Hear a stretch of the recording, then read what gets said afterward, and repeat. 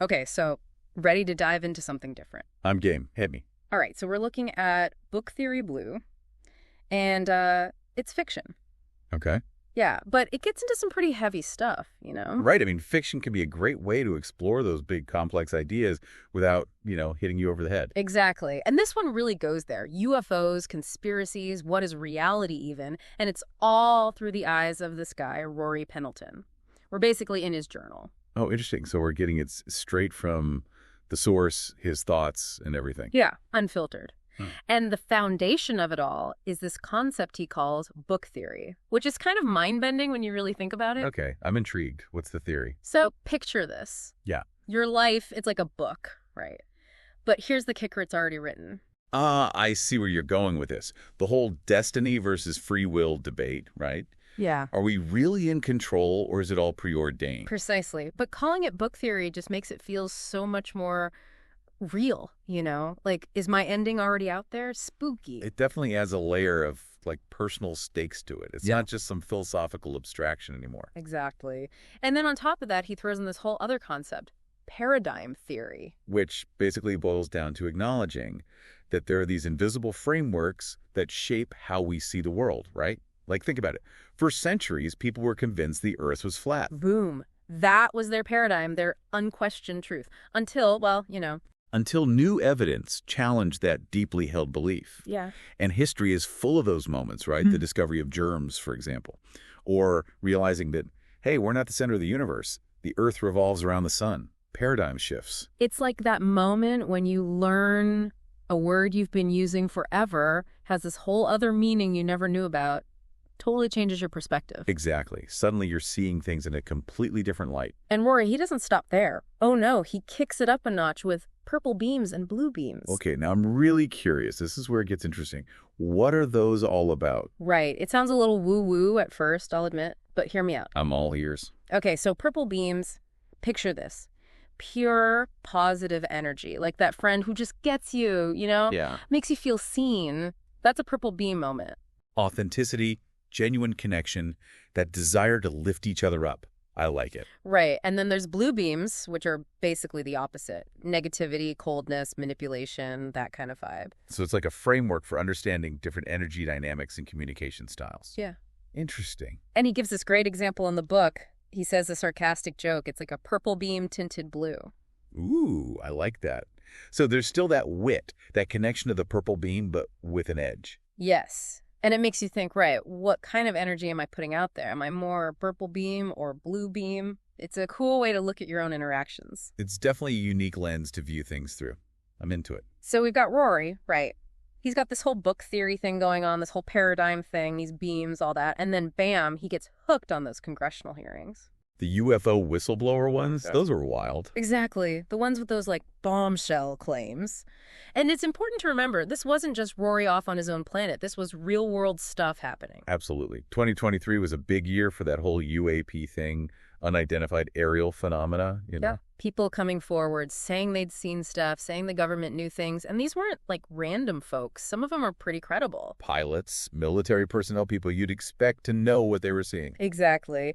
And there was this one claim that really got Rory going, the whole idea that the government had actually recovered crashed UFOs. Oh, wow. Like physical evidence? Supposedly.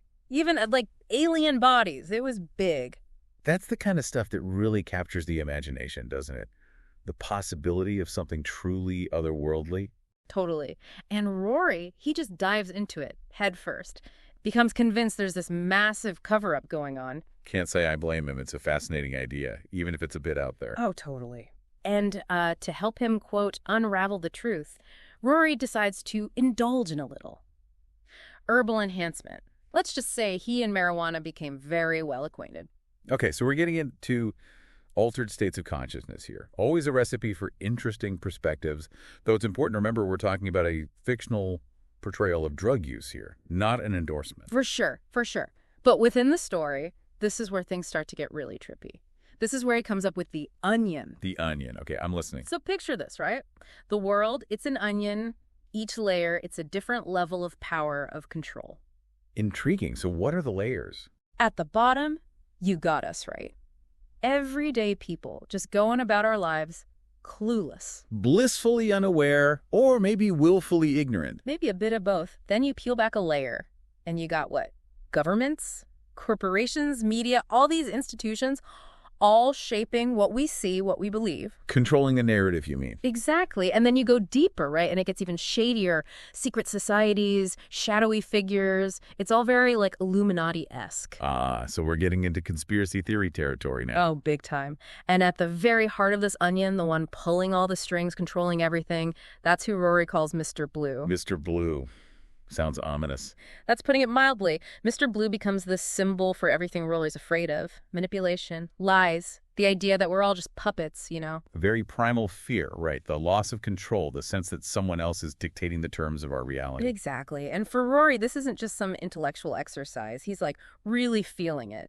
The paranoia is real and it's intense. So what happens? How does this all play out? Well, it all kind of comes to a head with this incident on the Granville Bridge. Rory, he tries to end it. Oh, wow. He attempts suicide. He does. And it's heavy stuff. It really makes you question what was going on in his head. Was this a mental health crisis? Was he really tapping into something dark and hidden? We just don't know for sure. And that uncertainty, that ambiguity, is probably part of what makes Book Theory Blue so compelling. It forces us to confront those uncomfortable questions about belief, about the nature of reality itself, what's real and what's just in our heads. Right. We're seeing everything through Rory's eyes, but how much of it is, like, objectively true, and how much of it is his own interpretation, his own fears and anxieties shaping his reality? It makes you think twice about the stories we tell ourselves, the things we choose to believe. So, last we left Rory, things weren't exactly peachy, right? Suicide attempt, lands himself in a psych ward. You'd think that'd be the end of it, right? Like, okay, the guy clearly went off the deep end. Yeah, you'd think that would be the moment where reality kind of snaps back into place. Right.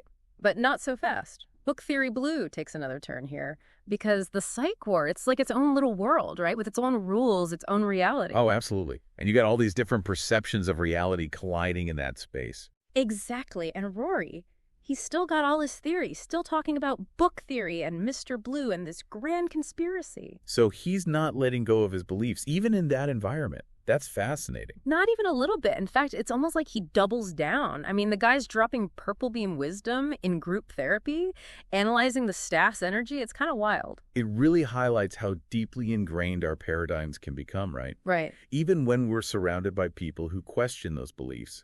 Even when we're in a place that's literally designed to challenge our perceptions of reality. Totally. And for Rory, maybe that's part of what pushes him to take things even further, because it's in this psych ward surrounded by all these other realities that he decides he needs to get his message out to the world. Okay, how's he planning to do that? Yeah. He comes up with this whole plan to create this fictional movie. And get this, he wants to call it Book Theory Blue. Wow. Using fiction as a vehicle for his, let's call it, unique perspective. Interesting. Right. But he's not stopping there. He's talking about building a website, designing T-shirts, using social media to, like, spread the word. And going all in. Oh, yeah. It's like he's weaponizing his experience, turning his breakdown into this act of, like, creative resistance. It makes you think about the power of art, of storytelling, to challenge established narratives. For sure. And speaking of challenging narratives, there's one more piece to this puzzle we got to talk about. Project Bluebeam. Okay, I've heard that one thrown around before. What's Rory's take on it? Well, for him, Project Bluebeam is like the ultimate Bluebeam manipulation. Right, because it plays into those deep-seated fears about our reality being controlled, manipulated. Exactly. The basic idea, for those who haven't gone down that rabbit hole, is that governments are going to stage this massive fake alien invasion, like holograms in the sky, the whole shebang. And the purpose of this being. Control. To create chaos, fear, and then swoop in with some kind of new world order or whatever. It's a pretty wild theory. But you can see why it would appeal to someone like Rory, who's already convinced there's this massive conspiracy afoot. Totally. It feeds right into his worldview. But you know what's interesting about Project Bluebeam, even if you don't buy into the specifics, is that it taps into this very real anxiety we have in the digital age. This idea that what we see, what we hear can't be trusted. Oh, absolutely. Deepfakes, misinformation. It's getting harder and harder to discern what's real. Exactly. And that's what makes Book Theory Blue so thought-provoking, even if it is just a story. It's like this funhouse mirror reflection of our own anxieties about reality, about truth, about Who's really in control? It definitely leaves you with more questions than answers, but maybe that's the point. It's a springboard for self-reflection, for examining your own beliefs and biases. So there you have it, Book Theory Blue, a wild ride through UFOs, conspiracies, and the very nature of reality itself, all seen through the eyes of one very unusual character. It's a reminder that reality is often stranger than fiction, and sometimes those fictional journeys can reveal a lot about ourselves and the world we live in. Couldn't have put it better myself. Well, that's it for this deep dive. Hope you enjoyed it. Until next time, stay curious, keep questioning, and maybe check your beams every now and then. You never know what color they might be.